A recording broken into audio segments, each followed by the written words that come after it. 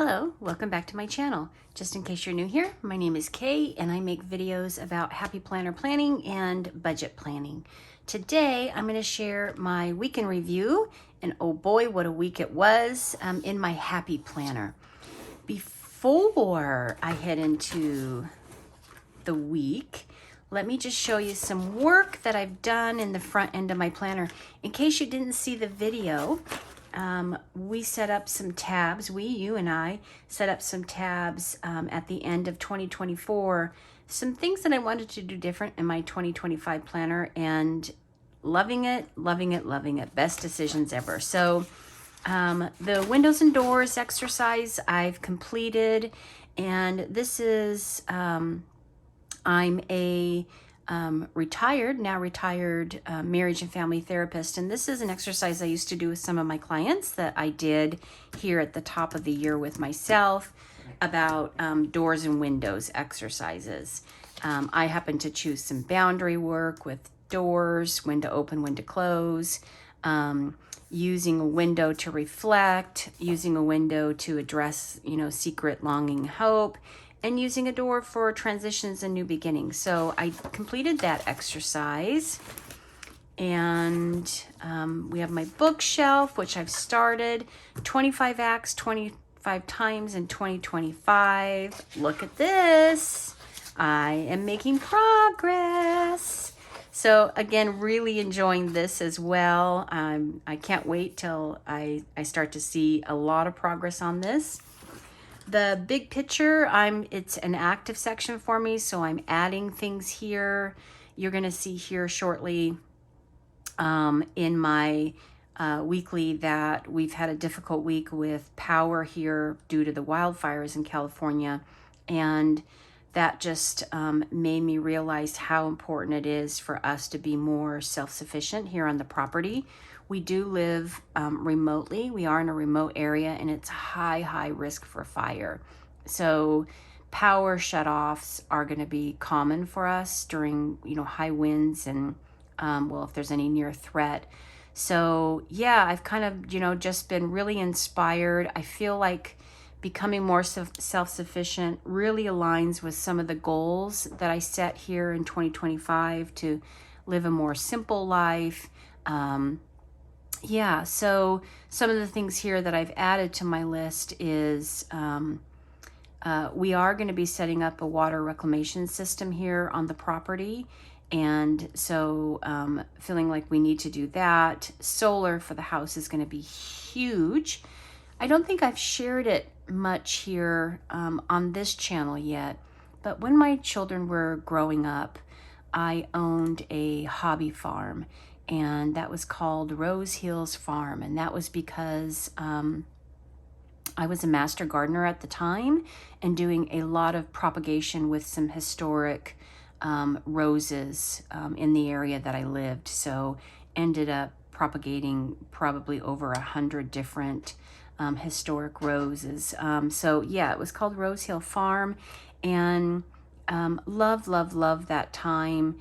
It was a time of many beautiful things happening in my life, but at the same time, I was in a marriage that wasn't healthy for me. So it's kind of a mixed bag for me. But anyway, I do have experience running a hobby farm with being self-sufficient, doing a lot of preserving, growing my own gardens. What I don't have a lot of experience with is solar. And just to kind of fast forward you beyond that hobby farm, when hubby and I bought this property, of course, it was just dirt. It was undeveloped. And we lived in a travel trailer for a year while we built this small house. And that was all off-grid. So we have that experience under our belt as well. What happened is when we built our house here, we kind of let that go, which in hindsight, was like, why?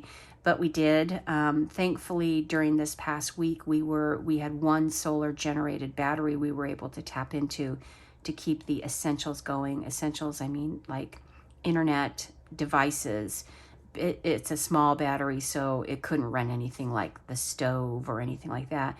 But this is going to be a really important 2025 project for us here at the house, and I've no doubt it's going to significantly impact the budget, and you may see a new debt arise in the budget, but it's something we're pretty committed to doing because it looks like we could potentially just be days without power.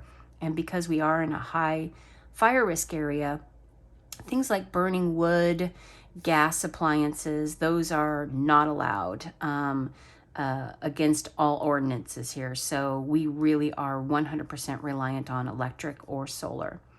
And then, you already saw me talk about expanding the garden. What I really want to do is I need to, where is it? Here we go. I need to revisit food preserving. So I feel those skills are pretty rusty for me. And with an expanded garden, clearly I'm going to have to start to get into this. And that's just, again, just kind of lines up with this phase that I'm in, where I'm looking towards a simple life. I'm looking towards being able to provide more for myself. Again, this week has been an important lesson for us, because what we really realized is nobody's going to come to save us. We have to be able to do this on our own. When the power is shut off, the power is shut off in a hard way. It didn't matter. Our community was calling it a public health crisis. They were meeting at town hall. They were lodging complaints because we were just left for so long without power. And none of it moved the needle. So just really have an understanding of we must be self-sufficient here on the property. I don't know how yet I'm going to incorporate that into this channel, or even if I should. I don't know. It just feels they're so interconnected. Like, theoretically I can take out the budget and look at it with you, but these things are all in this larger system moving together. So I'm going to give that some thought. How will I bring in these other elements of myself that you'll start to see here in my planner. And you already saw those, my currently pages, my memory pages, birthdays, yeah, all of that, just you've seen. Okay, so we can review. Today is Monday the 13th, so we'll be reviewing this past week here. Okay, here it is. Dun, dun, dun. My to-do list has a lot of the normal activities you see. Clean rabbits, do laundry, fill vitamins, do my face mask. But you see a few extra things, like I needed to post my #1 budget for January on YouTube. I needed to make some cards, and I had some gardening goals here. Most of these things were difficult to do just because we didn't have enough daylight. Our daylight times, our days are pretty short right now. It gets dark about 4:30, and when you don't have power and you're operating by lanterns, this just doesn't get done. The laundry I was able to catch up on yesterday when power came back on, and that, wow, was there ever a lot of laundry. A little saying here that I notated in my planner: the best way to create the future is to plan for it. Really like that. And then just documenting in a kind of crude way the wildfires here. Friday, Saturday, yeah, let's just draw a veil over Friday, Saturday. Those were a couple of days where I didn't hit any of my goals. Yesterday was a little bit better. Sleep cycle was a little bit different, and a lot of that had to do with how late I was staying up versus how early I went to bed, and having power or not having power. My gratitude section I shared last week. I changed it up a little bit. Instead of finding something small in my environment I'm grateful for, I changed it to reflecting on the day previous, and just, having, identifying an experience that I have a lot of gratitude for. So my gratitude list was, being able to spend time with my husband. This was a bonus day. I found a can of creamed corn in the cupboard for the chickens. Silly stuff. No more cold medications. Definitely happy about that. we got a new lantern in, and that was throwing some really nice light, so I was happy about that. Had a yummy sandwich, electricity coming back on, and the one extension cord that was, we had exactly one, this isn't like, we were so not prepared, having one extension cord, finding one that would connect to that solar battery, and yeah, that was a good thing. Just again, let you guys know, we are remote, so going to town and buying an extension cord is, you know, an hour and a half trip for us, and it just, yeah, it seems silly sometimes. We do have 2 generators on the property, and one of them is large enough to run the AC in the travel trailer, and the other one is smaller. Both of them were not operational, so just completely not prepared. So I need to put that on my to-do list too, is to get those generators in to be repaired so that we at least have those. Let's see, let's look at Monday. Before it all started, I was just having to worry about the little things on Monday. I had my normal work day. I started to feel better, but I was developing this cough, and it was just that horrible dry cough where you cough until you vomit. So that was fun. And here, Tuesday is when it kind of started. The power went out in the evening, and the power continued to be out on Wednesday. We had a drop in temperatures at the same time, and I live with hypothyroidism, so temperature regulation is a very big deal. If you've never experienced temperature regulation issues, it's different from being cold. You know, there's being cold and your body is able to regulate that coldness, and then there's being cold and you don't have that mechanism in the body that's able to regulate that cold, so it just seeps straight to the bones, and it's a painful cold. So that was a really uncomfortable day.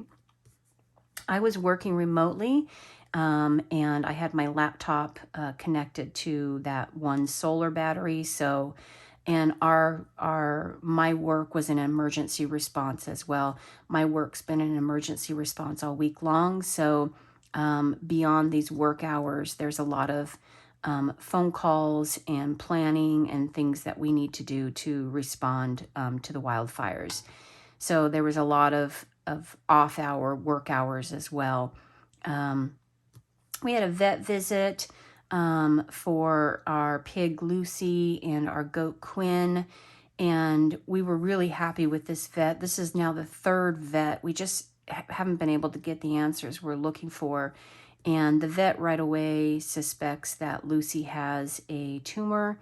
Lucy's a female pig, and who we rescued. And female pigs, if you're going to, you know, if you want them to live out their life, they really need to be fixed. And she was not, and she's 8 years old. So tumors for female pigs are common. So the vet said that, you know, she thinks she's having some eating problems and losing weight because of the tumor. So she's going to need to have surgery. We're very, you know, fortunate that we found this vet, and that was declared pretty early on. So in the cycle of observation and everything. So we feel good about that.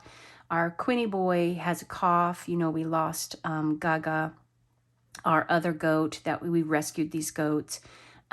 She came in with Quinn together. We rescued them together, and she was ill from the get-go. He also has pretty bad arthritis, but the vet thinks they have CAE, and they will have gotten that from a baby goat that we rescued that came in coughing.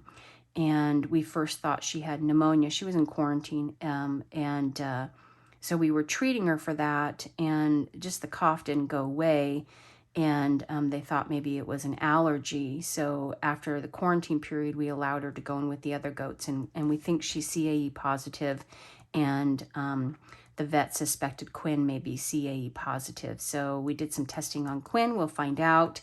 I don't know a ton about CAE because I've never had a positive herd. But if we now have a positive herd, that means moving forward, we would only be able to rescue goats that have CAE, which is a service to itself because not a lot of sanctuaries will take a CAE positive animal. There's no treatment for it outside of treating symptoms. It doesn't go away. So yeah, so I'm going to become a CAE expert if that comes up positive. But that was a good vet visit. We feel like we really got some answers we've been seeking for quite some time. And well, you know, we just rise to the call to action. We are a sanctuary here, so we do what we need to do to make these animals' lives meaningful and not full of pain and discomfort. Okay, Thursday power was still out. I'm still remote working and we're still in emergency response. So that was a difficult day. You can see me here calling the pharmacy. I'm having issues with my new health insurance, just transitioning everything over. And my doctor's office was also having power issues. So they were down. They couldn't confirm the it's just like fun times. On Friday, I had a pretty big work conference plan that we had been planning for months, and that was canceled due to the wildfires. Another day of remote work and still in emergency operations.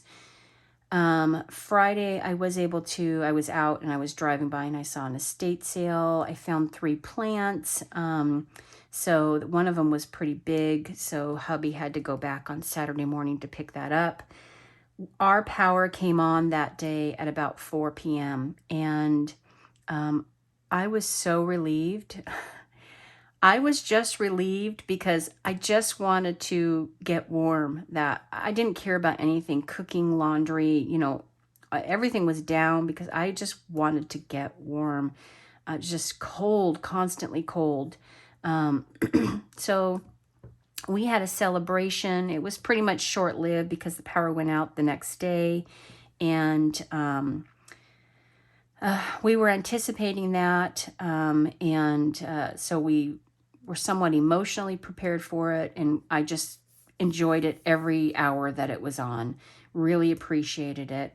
And it's been throughout this whole ordeal, you know, hubby and I really reflected. It's not been difficult it's been easy to not feel sorry for ourselves. We have had family members and friends who have lost their homes, just completely devastated. Nothing. And, you know, when you focus on friends and family that have just, you know, experienced such loss, it's not, you know, this is no big deal. It was a big lesson for us. We know now we have to be in a position to help ourselves and to fend for ourselves. That's been an important lesson. And being cold and things like that, it's not a big deal compared to what our friends and family are experiencing. So yeah.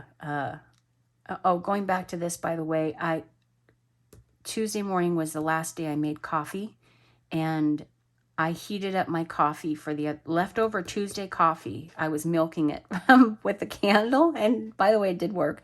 What I had to do is I had to put a candle and then a colander over it upside down, because anything over it would, you know, take the flame out. So I had to put a colander, which allowed for the air to go into the candle, and then a cup on top of the colander. Anyway, that's how I was heating up my coffee and getting a little bit of coffee in.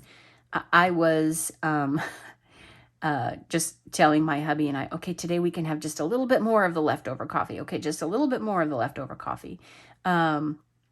Anyway, back to this. Friends and family just devastated. So yeah, it hasn't been difficult to not feel sorry for ourselves. Saturday, Mom and I went and got our nails done, and they were open. We had a lot of businesses here in our community that were shut down, but the nail salon was open. As I said, hubby went to pick up my plants that I had purchased at the estate sale. And we had a volunteer over here at the sanctuary who was she was just delightful. And then the power went out again. On Sunday, we had a group of chickens that needed to be rescued. And so we went out and picked them up. We have room in our coop, so we volunteered to go take care of the chickens. There's a rooster named Gus, and then 4 hens. So we are integrating them now into our flock. And hubby and I were supposed to do a date day this week, and because of all of this, we weren't able to. So to rescue those chickens, we needed to drive quite a bit. So we decided to make the drive a romantic time for us. And we did some things I used to do in therapy with my couples, some questions, some of them just silly stuff, but just, things to connect with your partner. So we kind of did that on our drive and had a fun time. When we got back, the power was back on, and the power is still on this morning. This coffee is fresh coffee. Cheers. We are told the winds are going to return here, and we have already been given a warning by the power company. Be prepared again. We anticipate 3 to 4 days, no power. So we're not over this, but they're doing it because of a lot of our home, our property, when we developed the property, it's now a code that the electric lines go underground, but we have a lot of older properties around us, and the electrical lines are above ground, and that's the issue, the fire hazard, why the power company has to shut off, because the lines are old and at risk for sparking. And again, we're rural here, so with these large properties, and many of them have brush and things, wild grass growing on them, so they're just like little matchsticks, just whoosh, take off. So we understand, and again, we're pretty committed to becoming more self-reliant, more self-sufficient, and that's a good thing for us. Okay, do I have any pictures to share? I do. Let's see, ringing in the new year with lantern and cold medicines, being sick and no medication. So yeah, this is next to my bed. You can see the Lysol, the Advil, I think some crackers I had there. And this is Gilly, one of our rescue rabbits. He's blind, and we have another rabbit that she's got a bad leg. You can see the tip of her ear right here. One of our volunteers put together a new house for them, and they absolutely hate it. They won't go in it. They're sleeping outside of it, so I don't know if they'll be able to use it. We have a couple of these houses that somebody donated to our sanctuary, so one of them we gave to the rescue rabbits, and the other one we're building for we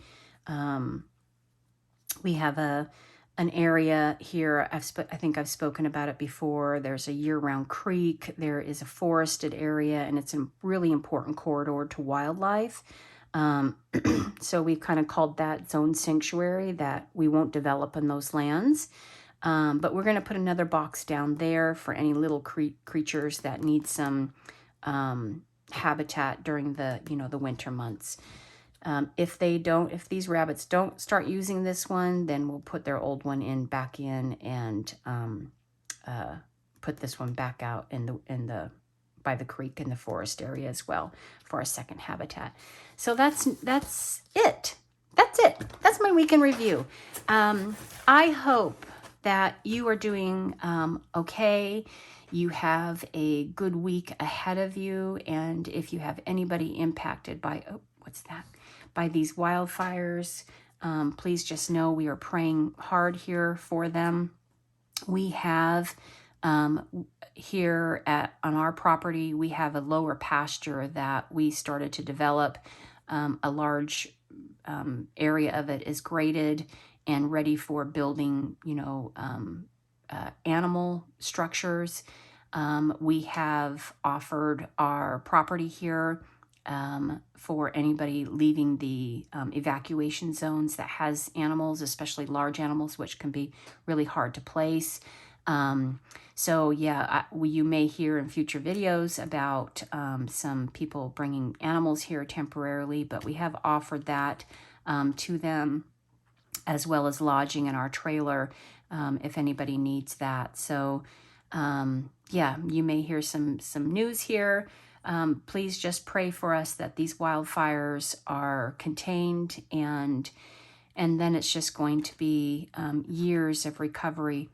I keep hearing in the news about the wildfires. I just want to touch on this really quickly about the wildfires impacting the rich and the famous. And, you know, that certainly has been all over the news. But I can tell you, my family and friends who have lost homes are not rich, nor are they famous. And in fact, you know, a couple of friends are lived in very small dwellings and don't have a lot of means at all. So yeah, just know that these wildfires, probably a very small percentage of the impact is to people who are on the upper end of the wealth spectrum, and a lot of people being impacted who are not. So it's just thousands, you know, it's up in the thousands now of buildings, homes being destroyed. And I think as of this morning, we were also up to 24 people have lost their lives to these wildfires. So, and just the wildlife that's been destroyed, from coyotes to deer to rabbits to birds to, it is incredible. So yeah, please just pray for us that these fires are contained and we can start to move through a recovery phase where we have community all willing to chip in and help those that have lost so much. Okay, and on that note, just know I am motivated. I am positive. You're going to be seeing some things change in my budget as we kind of move towards these goals. And I'm ready for that. I'm ready to welcome all of that into my life. Cheers. Cheers to hot, fresh coffee. And I hope you have a good week. And until the next time, may you be blessed.